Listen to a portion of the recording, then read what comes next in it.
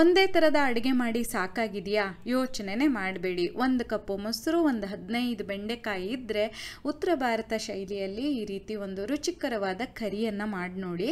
ಅನ್ನದ ಜೊತೆ, ಚಪಾತಿ ಜೊತೆ ಎಲ್ಲ ರುಚಿಯಾಗಿರುತ್ತೆ. ನಮಸ್ತೆ, ವೆಜ್ ರೆಸಿಪೀಸ್ ಆಫ್ ಕರ್ನಾಟಕಕ್ಕೆ ನಿಮಗೆಲ್ರಿಗೂ ಸ್ವಾಗತ. ಮೊದಲಿಗೆ 1 ಟೇಬಲ್ ಚಮಚದಷ್ಟು ಎಣ್ಣೆನ ಬಿಸಿ ಮಾಡಿ ತೊಳೆದು ನೀರಾರಿಸಿ ಈ ರೀತಿ ಕತ್ತರಿಸಿರುವಂತಹ ಬೆಂಡೆಕಾಯಿಯನ್ನು ಒಂದು 2 ನಿಮಿಷ ಹುರಿಬೇಕಾಗತ್ತೆ. ತುಂಬ ಏನು ಹುರಿಯೋದು ಬೇಡ, ಸ್ವಲ್ಪ ಬಣ್ಣ ಬದಲಾದರೆ ಸಾಕು.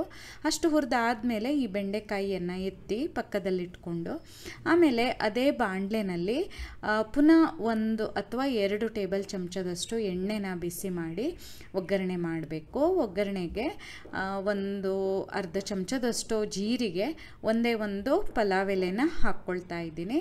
ಅದು ಸಿಡಿದ ಮೇಲೆ ಸಣ್ಣದಾಗಿ ಹೆಚ್ಚಿರುವಂತಹ ಈರುಳ್ಳಿ, ಒಂದು ದೊಡ್ಡ ಗಾತ್ರದ್ದು, ಒಂದು ಹಸಿಮೆಣಸಿನಕಾಯಿ ಆಪ್ಷನಲ್ಲು, ನಿಮ್ಗೆ ಇಷ್ಟ ಇದ್ದರೆ ಮಾತ್ರ ಹಾಕಿ. ಖಾರ ಸ್ವಲ್ಪ ಕಡಿಮೆ ಇರೋದನ್ನೇ ಹಾಕ್ಕೊಂಡಿದ್ದೀನಿ ನಾನು. ಹಾಕಿ ಈ ಈರುಳ್ಳಿ ಎಲ್ಲ ಸ್ವಲ್ಪ ಬಣ್ಣ ಬದಲಾಗಿ ಮೆತ್ತಗಾಗೋವರೆಗೆ ಹುರಿಬೇಕು.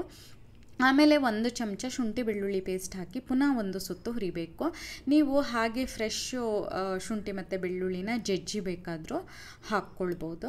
ಆನಂತರ ಇದಕ್ಕೆ ಮಸಾಲೆ ಪುಡಿಗಳನ್ನು ಹಾಕಬೇಕು. ನಾನು 1/4 ಚಮಚ ಅರಿಶಿನ, 1 ಚಮಚ ಅಚ್ಚ ಖಾರದ ಪುಡಿ, 1 ಚಮಚ ಧನಿಯಾ ಪುಡಿ, ಒಂದು ಅರ್ಧ ಚಮಚದಷ್ಟು ಜೀರಿಗೆ ಪುಡಿ, ಅರ್ಧ ಚಮಚ ಗರಂ ಮಸಾಲ, ಇಷ್ಟು ಮಸಾಲೆ ಪುಡಿಗಳನ್ನು ಇದಕ್ಕೆ ಹಾಕಬೇಕಾಗತ್ತೆ. ಇಷ್ಟು ಹಾಕಿ ಈಗ ಉರಿಯನ್ನು ಸಂಪೂರ್ಣ ಕಡಿಮೆ ಮಾಡಿ 1 ಸುತ್ತು ಹೀಗೆ ಹುರಿಬೇಕು. ನೀವು ಒಂದೋ ಉರಿ ಕಡಿಮೆ ಮಾಡಿ ಅಥವಾ ಸ್ಟವ್ ಆಫ್ ಮಾಡಿದ್ರೂ ನಡೆಯುತ್ತೆ. ಇಷ್ಟು ಮಾಡಿಕೊಂಡು ಇದಕ್ಕಿವಾಗ 1 ಕಪ್ಪಷ್ಟು ಮೊಸರು, ಚೆನ್ನಾಗಿ ಹೀಗೆ ಕಡ್ದಿರೋದು, ಮಸ್ಕೊಂಡಿರೋ ಮೊಸರನ್ನು ಹಾಕಿ ಹೀಗೆ ಚೆನ್ನಾಗಿ ಮಗ್ಚಬೇಕು. ನಾನು ಆಗಲೇ ಹೇಳ್ದಂಗೆ ಉರಿ ಕಡಿಮೆ ಮಾಡಿರಿ ಅಥವಾ ಸ್ಟವನ್ನು ಆಫ್ ಮಾಡ್ಕೊಂಡಿರಿ.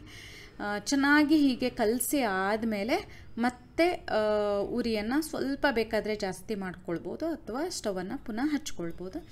ಅದೆಲ್ಲ ಹೀಗೆ ಎಣ್ಣೆ ಸ್ವಲ್ಪ ಬಿಟ್ಕೊಳ್ಳೋ ಥರ ಆದ ಕೂಡಲೇ ಹುರಿದಿರುವಂತಹ ಬೆಂಡೆಕಾಯಿ ಹಾಕಿ ರುಚಿಗೆ ತಕ್ಕ ಹಾಗೆ ಉಪ್ಪನ್ನು ಹಾಕಿ ಚೆನ್ನಾಗಿ ಒಂದು ಸಲ ಹೀಗೆ ಮುಚ್ಚಳ ಮುಚ್ಚಿ ಬೆಂಡೆಕಾಯಿ ಎಲ್ಲ ಮೆತ್ತಗಾಗೋವರೆಗೆ ಬೇಯಿಸಬೇಕು. ಒಂದು 10 ನಿಮಿಷ ಬೇಯಿಸಬೇಕಾಗಿ ಬರುತ್ತೆ. ಇನ್ನು ಮೊಸರು ಹಾಕಿ ಕುದಿಸೋದು ಇದೆಲ್ಲ ನನಗೆ ಗೊತ್ತಿಲ್ಲ. ಉತ್ತರ ಭಾರತದಲ್ಲಿ ದಹಿ ಭಿಂಡಿ ಅಂತ ಕರೀತಾರೆ. ತುಂಬ ಮೊದಲಿನ ಕಾಲದಿಂದ ಮಾಡ್ತಾ ಬಂದಿದ್ದಾರೆ, ಹಾಗಾಗಿ ಮಾಡ್ಬೋದು ಅಂತ ನನ್ನ ಅನಿಸಿಕೆ.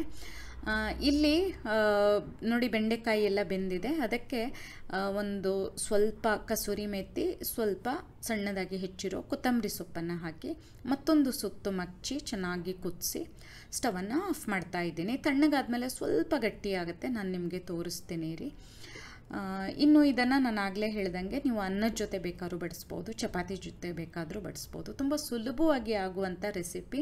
ಯಾವಾಗಲೂ ಒಂದೇ ಥರದ ಅಡುಗೆ ಮಾಡೋ ಬದಲು ಹೊಸದಾಗಿ ಏನಾದರೂ ಒಂದೊಂದು ಸಲ ಟ್ರೈ ಮಾಡಿದ್ರೆ ಚೆನ್ನಾಗಿರುತ್ತೆ. ಮಾಡಿ ನೋಡಿ.